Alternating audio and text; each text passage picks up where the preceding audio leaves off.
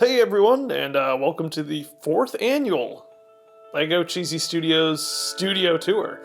So we've got a few things on the agenda today. First, we're just going to take a look around the space, see what has changed since last time we had one of these videos.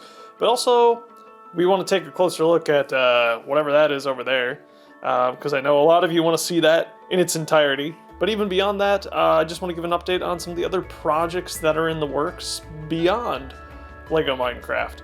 This will be a fun, casual way in which to do that. So, hey, let's take a closer look.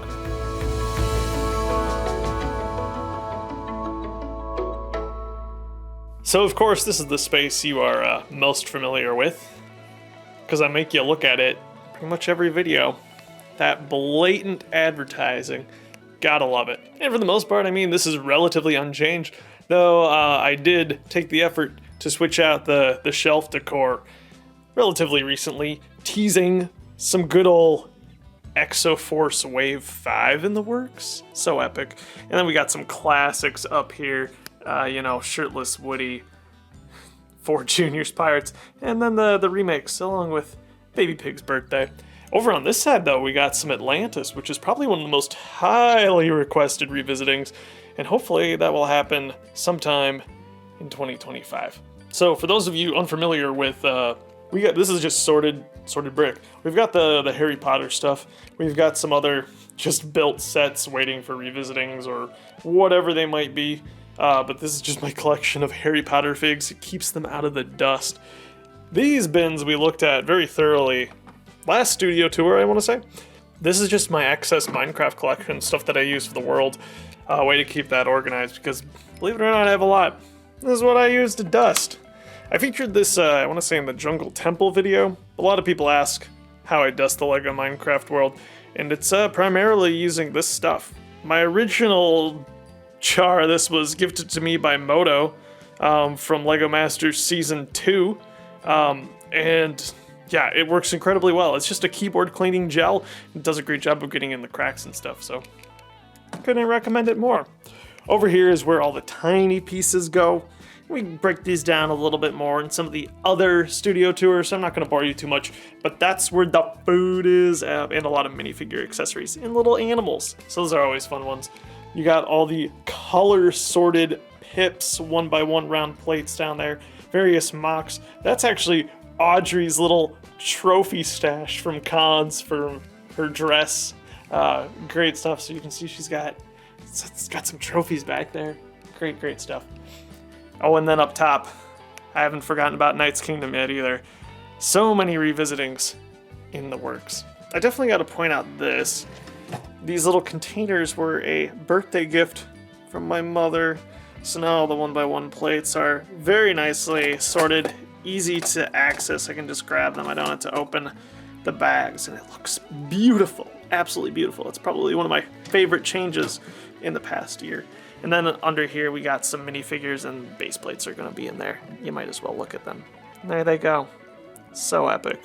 These shelves are relatively unchanged since last time too, though I've put a lot of effort into making sure they are all labeled with my label maker, which is just fun. I don't know how much it helps, but I don't know. It looks professional, right? Purposeful, intentional. That's beautiful. Plates and sorted by size and color category. Then we got some more 1x1 bricks, modified bricks, tiles, modified plates. And it starts to get a little more random. We got slopes and arches here. Bricks, obviously very useful for the Minecraft world. These are going to be more curved bricks, tiles, plates, sort of things. We also got some fences and stuff up there. Over here is kind of fun. These are pretty recently organized. So we got plants and animals are the primary through line here. So those are accessed pretty frequently, I'd say. You're looking at color sorted 1x bricks here. Then we just descend into chaos. It's just random stuff. Yeah, towards the bottom, there's just a lot of random, not as useful parts. But as you work your way up, you're going to find some fun things. Like here, this is the old but gold shelf, is what I'm going to call it. So you're looking at some old brown, old grays. This is just random Harry Potter stuff. for mocks and such. Octagonal tubes. Beautiful. Above that, this is actually my Minecraft mock bin. So this is where all the 2x2 tiles in useful colors go. You can see some bricks pulled out there for cherry blossom trees and spruce trees. Extra cacti, torches, and there's probably some jumpers in there as well, but that's about it. Sand red, sand purple, tube connectors, of course.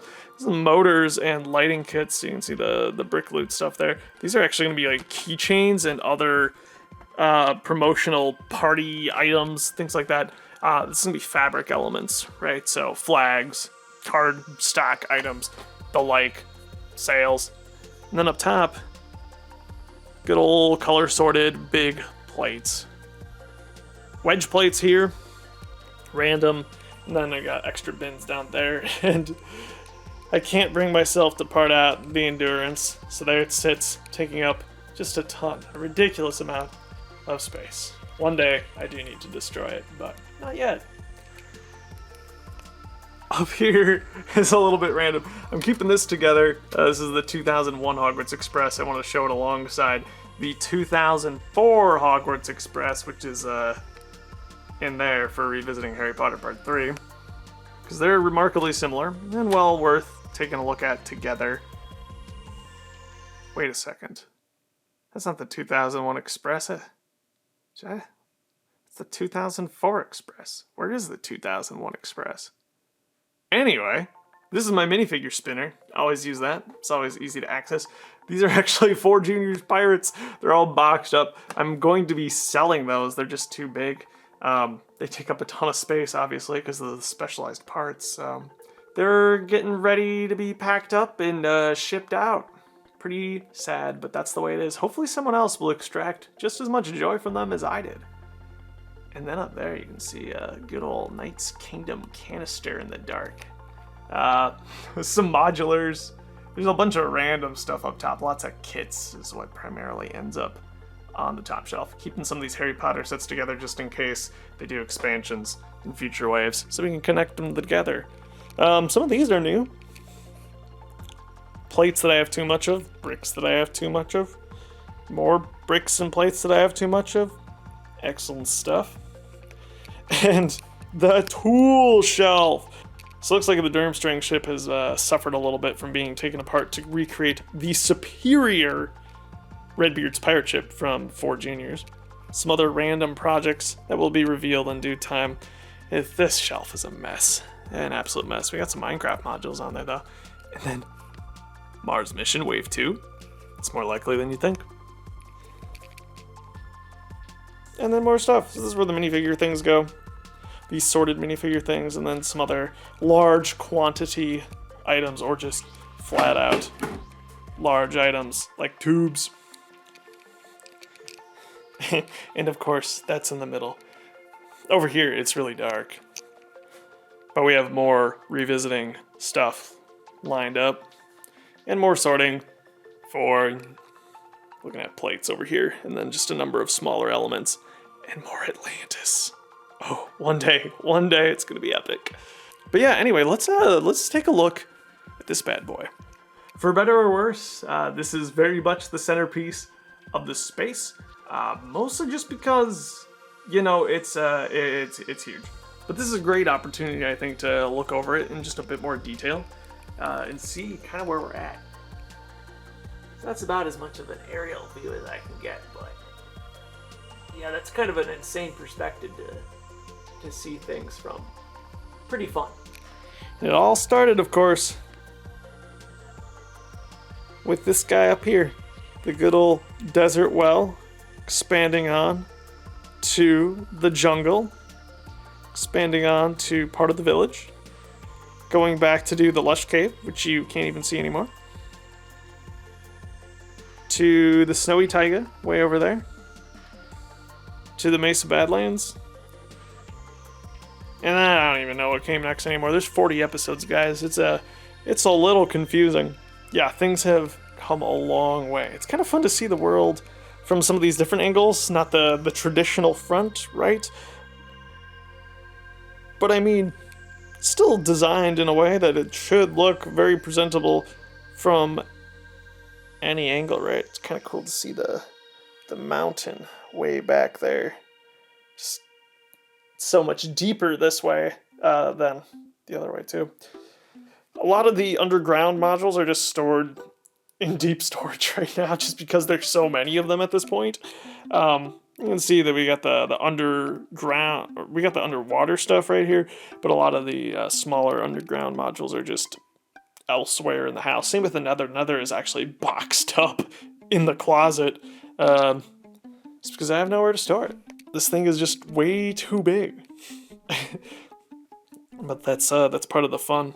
So yeah, I mean, why not? Let's go through the modules. So we got the savannah, the beachside savannah, and there's Slugger right there in the water, just chilling.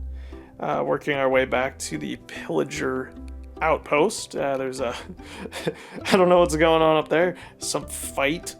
So this is going to be the Mesa Badlands expansion going into the Mesa Badlands, behind which will eventually be a desert pyramid, or a very small part of one at least. The facade, which still should be pretty cool.